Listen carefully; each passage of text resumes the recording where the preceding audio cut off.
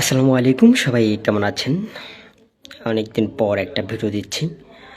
সব তো নির্বাচন নিয়ে ব্যস্ত, কে নির্বাচনে জিতবে কে হারবে।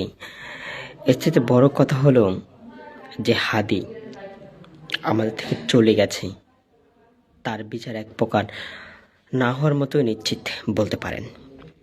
কিন্তু সবচেয়ে দুঃসাহসের বিষয় হলো হাদির হত্যাকারী ওপেনলি ভিডিও আপলোড করে যাচ্ছে এবং মানুষকে বিভ্রান্ত। আমরা সাধারণ জনতা, আমি বা দু একজন বুঝলেও কিন্তু সাধারণ জনতা বুঝবে না।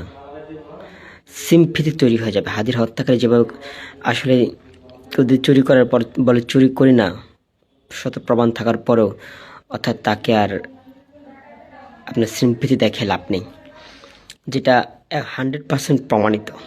এবং আপনি যদি গভীরভাবে তার কথাগুলো উপলব্ধি করেন, যে ভিডিও আপলোড করছে, গভীরভাবে যদি ভিডিওটা শুনেন, দেখবেন যে সে শতভাগ জড়িত এই তার পৃথিবী থেকে বিদায় করার জন্য।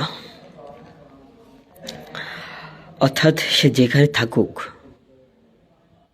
তার পিছনে কে আছে তাকে একবার ধরতে পারলে, তাকে জীবিত ধরতে পারলেই, কোনো রাজনৈতিক উদ্দেশ্য যদি থাকে, ঢাকা ৮ আসনের যারা নির্বাচন করছে যদি তাদের সংশ্লিষ্টতা থাকে, অবশ্যই বেরিয়ে আসবে। এটা উন্মুক্তর প্রয়োজন আছে। তবে সাধারণ মানুষের কাছে যদি ভিডিওটা যায়, এটা আমি শতভাগ নিশ্চিত। দেখতেছি, দাঁড়ান। যদি কারো কাছে যায়, সাধারণ মানুষ বিভ্রান্ত বোধ করবে।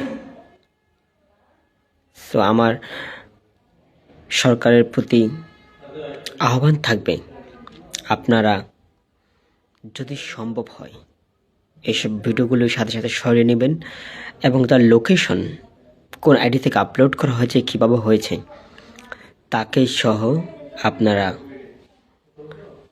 ধরার ব্যবস্থা করুন। আর সাধারণ মানুষের কাছে যদি আমার এই পোস্টটি যায়, যদি আমার ফেসবুকে রিচ নেই, রিচ শূন্যর কোটায়, যদিও বা যায়, মনে রাখবেন চোর কখনো নিজকে চোর বলে দাবি করে না। আর সে তো আসামি। সো আপনারা নিজকে ভয়ভীত পাবেন না।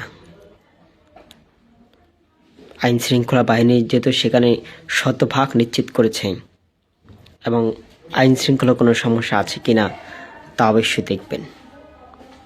সব ভালো থাকবেন। আর এইসব ভিডিওতে ভয়ের কিছু নেই। শুভকামনা সবার জন্য।